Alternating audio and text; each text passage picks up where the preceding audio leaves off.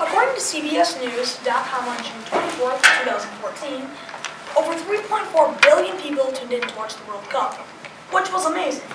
They saw exciting saves, shots, and set pieces. But according to a December 10, 2014 article of Sports Illustrated, they also saw Germany's Christoph Kramer collide with another player during the first half of the World Cup final. Yet, even though everyone knew he had a concussion, his coach asked him if he wanted to play on. Not thinking straight, he said yes. He continued on playing for 15 more minutes. After the game, during an interview, he admitted that he couldn't remember anything after resisting the concussion. In the game of soccer, most people only think about scoring, and not about the precautions we should take not to get a concussion. We think of concussions as a harmless incident, yet no one cares what happens to the people that get them. You may be wondering why I care so deeply about this. Well, for one, as my team's goalie for 7 years, I've never gotten a concussion, although I have been hit in the head before, and it really hurt. My friend and my cousin both got a concussion, with both of them having to stay home for the next 3 days. My question to you is that while the popularity of soccer grows on to 265 million participants, according to FIFA.com on October 10, 2014, why shouldn't the amount of thought and protection grow too? To find the answer to this, go with my 3 main points. How are these soccer concussions affecting people? Why are the amount of soccer-heavy injuries growing? And finally, what solutions can we apply to soccer to keep everyone safe? To start off, we'll talk about how these soccer concussions are affecting people. To bring concussions fully under the light, you should probably find out what they really are. According to the Sports Concussion Institute, last accessed December 10, 2014, a concussion is a direct or indirect blow to the head in which players may experience headaches, nausea, difficulty with concentration or memory, sadness, sleep disturbance, changes in appetite, and/or changes in energy levels. And just to think that between the years 2001 and 2009, there were 93,924 emergency room visits from just ages 19 and younger. That's over 10,000 each year. Concussions can end a career. The same Sports Illustrated talks about the famous soccer player Andrew Yoda, and how he scored his first ever goal with his head. That same head being the one that ended his career. After being hit in the head and getting a concussion, he can never play soccer again. To find out what damage concussions can have, we looked to the January 7, 2015 New Yorker, and found that Bellamy, Brazil's team captain of the 1958 World Cup, died in March from chronic traumatic encephalopathy, or CTE, the degenerative brain disease best known for its victims among former boxers and NFL players. We've seen a link from CTE to football and boxing for quite a long time, but we are now seeing a link to soccer. However, CTE is not the only concern. Also, mild head injuries can occur. As a previous New Yorker explains, soccer delivers persistent, deliberate, subconscious blows to the head as players pass control and then attack the ball with their foreheads.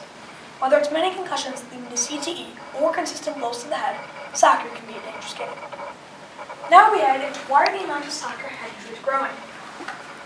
In the 7 years I've played soccer and the 11 I've watched it, most people think of soccer as a wimpy sport. But lately articles such as USA Today Sports, Sports Illustrated, and the New York Times have been comparing soccer to what people might call manly sports, such as football and basketball. What these articles have been saying is that soccer is where these sports were 3 to 4 years ago, meaning that when these sports have been thought of and rule changes to make them better, soccer has just kept getting more and more unsafe. As Parenting.com, last accessed January 7, 2015, explains, as more and more people join on the bandwagon of soccer, the competitiveness rises along with it, making people go to the extremes to win the game. Add to this the soccer ball, which on average weighs 15 ounces and flies through the air 15 miles per hour, leaving with the ingredients for a very dangerous game. Although we should all be aware and even scared of concussions, females should be especially. As the previous USA Today Sports explains, high school female athletes have a 40% more chance of getting a concussion than males, 29,000 annually. Bringing up the question, what solutions can we apply to soccer to keep everyone safe? Although soccer is getting dangerous, some places have found a way to keep soccer going safe. According to USA Today Sports, last accessed December 24, 2014, many schools have been making rules that you have to wear helmets or headbands. One of the founders of these, Jeff Skeen, founded the Full 90, which is a head protection device that weighs 2 ounces. Skeen developed this after seeing his daughter get 2 concussions, forcing her to quit her favorite game, soccer. Skeen's device is for everyone. That way family members don't have to see the same thing happen to their loved ones. We can find these at any local store or cheaply on Amazon.com. Some schools, though, such as our very own South Middle School where we attend, also test you before the season starts. And if they think you have a concussion, they test you again.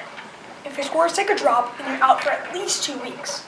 Once those 2 weeks are over, they'll test you again. If your scores come back up to once they which were, and only then can you come back into the season. But even on a bigger scale, according to adynasoccer.org, last accessed December 10, 2014, the state of Minnesota has recently passed a law stating that all coaches and officials of youth sports have to receive initial online concussion prevention training and online training at least once every 3 calendar years thereafter. This training takes approximately 30 minutes to complete. We, family members and players, can make soccer the awesome, safe game it is by wearing helmets, headbands, and we can also find out what concussion signs are that we do know when they are appearing. After going through our 3 main points, how are these soccer concussions affecting people, why are the amount of soccer head injuries growing, and finally, what solutions can we apply to soccer to keep everyone safe, I hope I have persuaded you to make sure that your loved ones are safe playing the awesome game of soccer. And with that, I can't wait to the 2018 World Cup to see if they apply any rule changes to make the game safer. But for now, go USA.